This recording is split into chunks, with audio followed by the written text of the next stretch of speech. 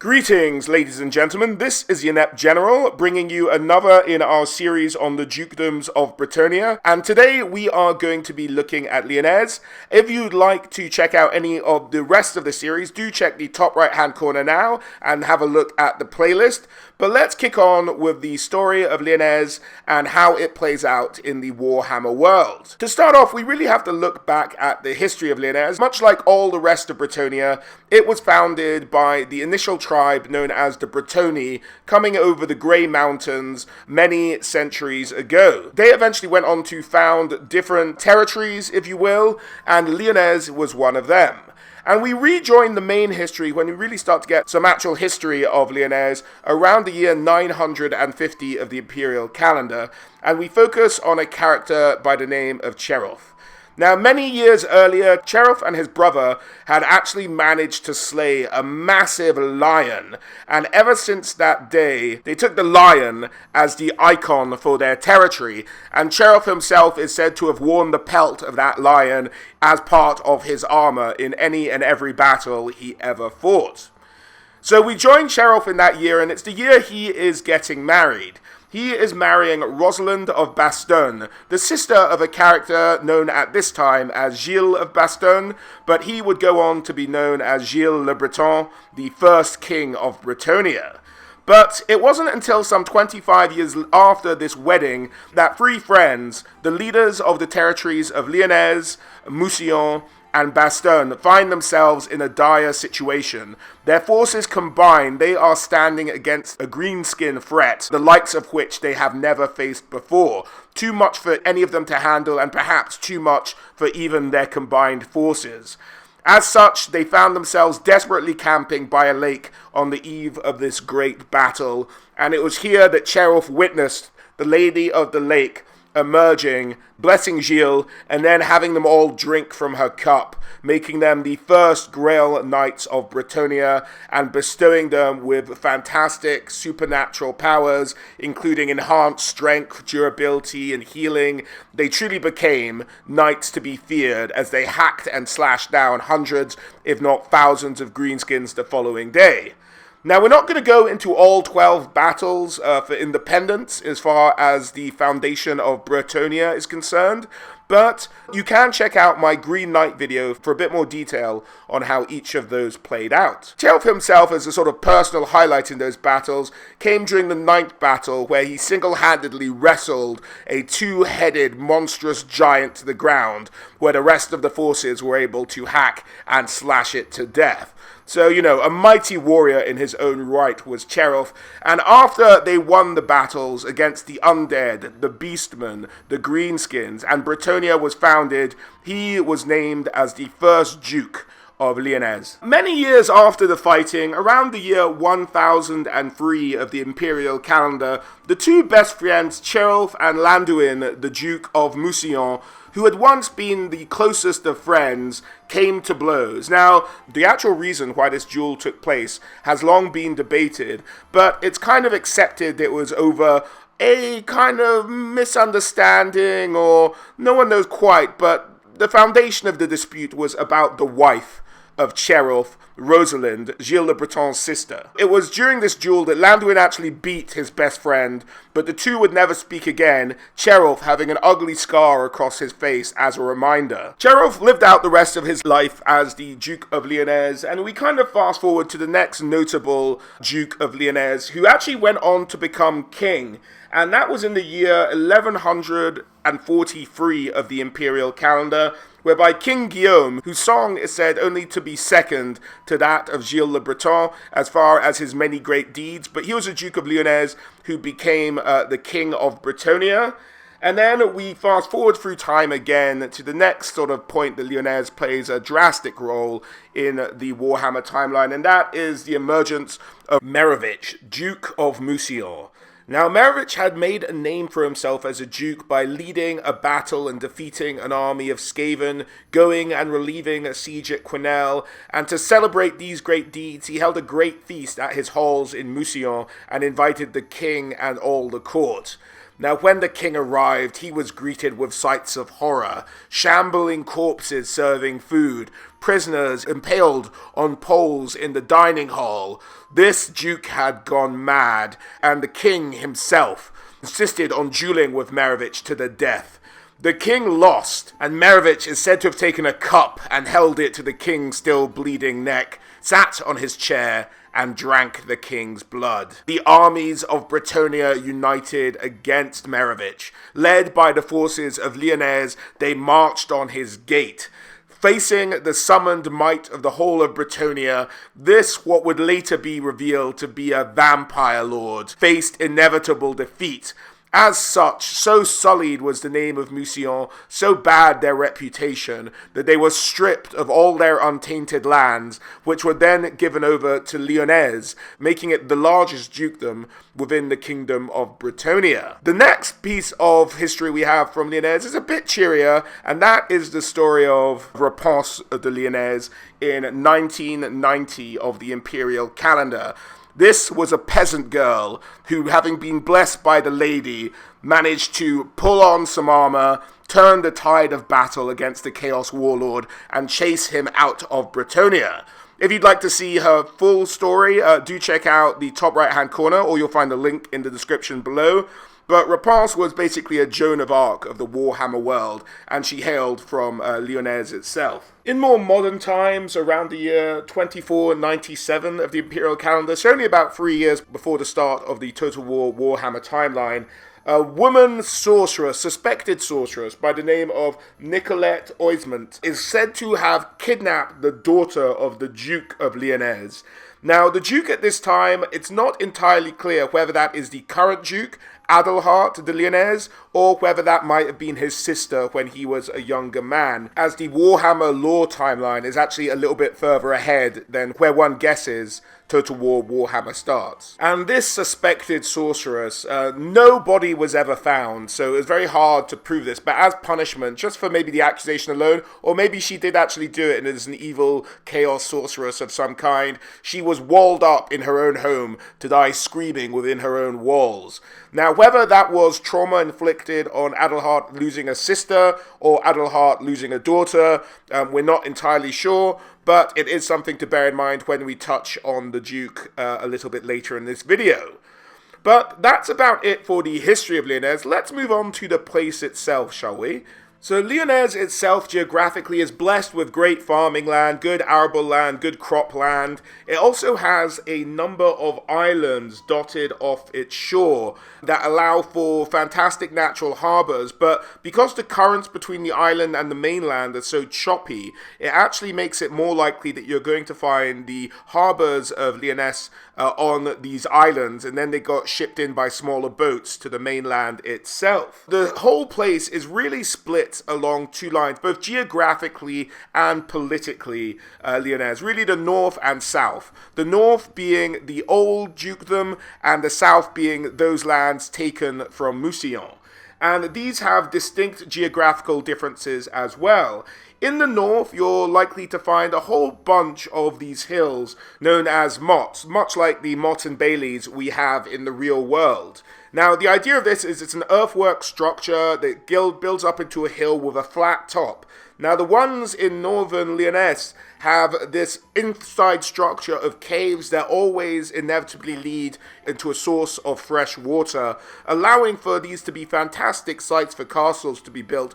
And it's very obvious to the people who live there that these were not built by the sort of ebbs and flows of nature. These had to have been constructed for some purpose, but as far as people of Lyonesse know, it's still a mystery as to what they were for, but they have used them to build the foundation of many castles, much like the Barley Marks we have, or even bigger castles, because these are much larger in structure than the ones we would have had in real life. Now, because we know ourselves about the history of the Warhammer world, it's likely that these were sites of elven buildings, probably elven castles or structures that maybe wore away over the years, or perhaps didn't last the time after their war with the dwarves and they were driven off the old world. And as I said, they provided a huge amount of places to build a lot of castles, and so the whole northern countryside is dotted in the castles built on these old mottes, and that is just a heavily fortified part of Lyonesse. Now, in terms of the southern part, They don't have these mottes that were built in the northern part of the province, but they do have a lot of rivers and sort of tiny estuaries running through the whole of southern Lyonesse, and this results in a lot of islands being formed, and these themselves provide fantastic structures for castles with a lot of fresh water running through. You can really hold out for a very long time. However, the closer you get to Mousillon, the more the land turns to kind of swampy and a bit unattractive. There's also some good woodland in the southern part of Lyonesse with the Ardennes forest poking through from Artois. You know, it does have all the dangers it has from Artois with beastmen and all kinds of other savage creatures living in there, but it also provides a good source of timber as well. One of the monstrosities that seem to be mostly confined to Lyonesse, probably due to the many abundant rivers and marshes in the south, is what are known as the lake men. These are horrible frog-like creatures, man-sized with huge clawing pincers. Now, they're believed to be a derivative of beastmen, but they and beastmen don't get along. They'll never be cooperating with beastmen. In fact, whenever the two are seen in one place, they will fight each other and try to wipe one another out. So, still will attack human beings, usually from the water, jumping out, getting them one of their pincers, and dragging them into the depths. But these horrific monstrosities are not usually going around buddying with the normal beastmen of the Warhammer world. Moving on from the monsters of Lyonesse, let's move on to the people. These are known as very intelligent but feuding people. There's a lot of scheming, there's a lot of politics. Now, this has been mainly blamed on the geography of Lyonesse itself. This is because with so many great places to build castles, whether on islands surrounded by two rivers, or on these earth mottes that can just be great fortifications, no one can get rid of their enemies. You can't wipe them out. They're always going to be there. You can't have a siege long enough. You can't have a war long enough. You're just going to have to deal with them. And so these long-running feuds have led to the only option being to have people fall in and out of favor with the hands of power, such as the Duke or even the King. And this leads to a lot of political scheming and infighting, and makes intelligence on other families a huge necessity. So a lot of peasants in Lyonesse, well, not a lot, a good handful, will be actually used as agents, as sort of spies. And this is probably unheard of in other provinces, actually using peasants to do intelligent work.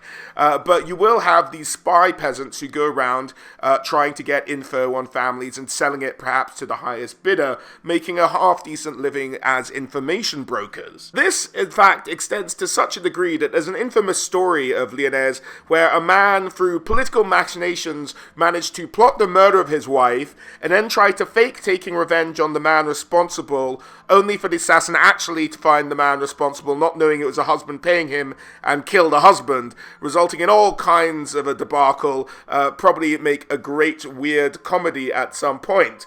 But that's how weird and introverted and intriguing the Lyonesse politics can get. There's also a big political issue between the north and the south. A lot of the lords of the south feel that inherently their land was taken from them when Mousillon folded in on itself, and all the good land was taken from them, and they've been left as, fair enough, still nobles in Lyonesse, but without the fantastic lands their ancestors used to have, and so feel a little bit robbed, and eschewed from the actual corridors of power. Not a lot of old Mousillon nobles make it into the inner court of any Duke of Lyonesse at any given time, and so they feel slightly ostracized, and perhaps might be sort of festering a need for rebellion of some sort. And that gives you an idea of the politics and kind of like the thinking of the people. Not a lot of information on the sort of peasantry or how it differs from the peasantry in the rest of Bretonnia there, but we do have an idea of how the nobility acts in Lyonesse compared to the rest of Bretonnia. Much more conniving, perhaps, than any other dukedom. So moving on from the people, let's have a look at a couple of specific places of note within the dukedom itself. The first is Barley Mark, built on one of these mottes we'd been discussing earlier in the video. It was a castle near the border with Longueuil, and it was the home of the Dayul lords. Now, these lords lived around 2 centuries ago and had been caught collaborating with the forces of chaos. Now, a hardy bunch of adventurers went to this castle and managed to slaughter this entire corrupt family. As a reward, the Duke gave the leader of the adventurers the rule over the castle and its surrounding lands. However, as the years passed, this adventurer was haunted by the ghosts of the families they put to the sword, so much so that he himself is said to have gone mad and have been living with these ghosts and being unruly and bringing the lands to ruin. As such, another duke again reached out, and a second group of adventurers went to go and deal with these ghosts and put them to rest and deal with the Mad Lord. They did, and again, one of these adventurers was awarded the castle. This time, this adventurer went mad and started sacrificing dozens, if not hundreds, of peasants to the dark gods. And this time, they just sent an army to deal with the problem. Now, by sort of the third time round, people had grown a bit wary of the place, and no one really wanted to take it over. And so a steward was appointed to look after the lands and live in the castle. However, the steward betrayed the lords who oversaw him, killed them all, but in so doing, got killed himself. And so then nobody wanted it. At that point, they're like, you can't even live, even if you're not a lord, it will affect you. There's no point living there. So it was pretty much abandoned, and now is really just home to your average bandits or necromancers or whoever makes their temporary home in this haunted and cursed place. Now we move south to Sigmarsheim, which is thought of as an empire outpost in the Ardennes forest. Really what happened was that 50 years ago, a knight-errant went over to the Empire, fought in a few wars, made some wartime buddies, and was like, hey guys, back home I'm going to inherit some land. Do you guys just want to come and live with me and we can sort of set up a little fiefdom and rule it together? And they were all like, alright, sure, let's do it. And so it became very much a empire-focused piece of land where the actual language became Reichsspiel. And as such, they do operate on the kind of peasant system of Bretonnia, but they use the customs and the freedoms built within the empire. So you're not as put upon as a peasant here, as because you have these kind of rules written about how people should be treated within the cities of the empire if you were born here. I'm sure it doesn't apply to runaway peasants or whatever else have you. In the land of Sigmarsheim, they have actually built this huge temple of Sigmar that sits in the middle of the town, where they all do their worshipping to the hammer god himself. And when the young men come of actual age in this place, they don't look locally for the talent to marry. They actually go on a bit of a pilgrimage across to the empire to find some good empire women to marry and then bring them back, really focusing down this as an empire sort of territory in all but name. And as such, it's become a bit of a curiosity around Bretonnia and has become known as a bit of a bizarre tourist attraction for the locals to go and see how the silly empire people are living within Bretonnia itself. So a fun little area there at Sigmarsheim. And last but by no means least, let's have a look at the capital, Leonesse. Now, the ducal seat is located actually on an island. Now, you and I might know this, but the people of Leonesse always think that these islands were formed when the god of the sea, Manan, got angry and decided to flood some of the territory. But due to the province's locality to Ulfwan, the land of the Elves, an event known as the Sundering, where the dark elf king Malekith tried to undo the vortex that stops chaos invading the entire world, caused a huge shuddering of the earth that caused tsunamis and tidal waves and destroyed a large part of their own island, but also its effects were felt on the coast of Lyonesse. So this was actually probably a much larger piece of land originally, but the shuddering of this elven event caused it to be broken up into these tiny islands. Now, Lyonesse was probably built on the ruins of an elven city, but it is a wonderful city, seemingly standing alone on the island, its walls washed by the sea. It's hit so low in the water, actually, boats are said to be able to get into the outer courtyard. It rises to a height with the biggest tower in the castle, so that the inner courtyard is completely dry all of the time. And its main tower sits on a high peak, so it's almost an ever-rising castle to its very peak, where the Duke himself makes his residence. Access to the capital is really predicted by the tides. When the tides go low, you can actually get there. It looks like a bit of a Motte and Bailey setup, actually running into the mainland, sort of the remains of a very old road, perhaps, leading back to the mainland. There's also said to be a number of ruins beneath the modern castle, where a number of treasures can be found, strange creatures down there as well. So there can be some weird treasure hunting expeditions that have delved into the depths of the ruins below Lyonesse Castle. So a fun place off the mainland, very well fortified because it is an island, very hard to lay siege to, but that is the castle of Lyonesse. Now, let's talk about the man who makes his home there himself, the Duke of Lyonesse. Duke Adelhard is a simple man, known for his boisterous nature. He excels at the battlefield, a true-born fighter. But he does try and stay away from the more complex aspect of Lyonesse life, like the politicking and scheming. He in fact really just settles conflicts. If there's a conflict between two nobles, he'll just take all the lands as the resolution. He won't even bother dealing with what it is. If you bring a conflict to him between two nobles, he'll dispossess both of you and give the lands to nobles who don't cause him any trouble. As such, the nobles tend to try and avoid him when it comes to decision making or adjudicating some of their conflicts. That is much to his delight, as he much prefers concentrating on the battlefield, and when not at the battlefield, he enjoys feasting and reveling in his castle, much to the chagrin of some of the neighbors in Lyonesse castle itself, who are said to hear his boisterous parties echo over the island throughout the entire night. In fact, he's such a good warrior and such a fierce partier that people say he's more likely to be noble to Ulrich than to the Lady of the Lake himself. For those of you who don't know, Ulrich is a god of mainly the Northern Empire, known as maybe sort of more akin to some of the Norse gods in our own mythology. But people have put this boisterous nature down, even some speculating that somewhere down the line, some kind of Norse blood got into Adelhard's veins and the Duke's families. So, a boisterous warrior really is what Adelhard is. This, of course, is not an image of him. It's the closest I could find. I like the Norscan ginger in there. And, he has the red lion with the white background there. So this isn't a mock-up. I couldn't really find any images of Adelhard anywhere. But, a fun Duke, not dissimilar to a lot of other Dukes out there, and doesn't really stick out, never got a model in the tabletop, but that is the current Duke of Lyonesse. And that brings us to the end of the video.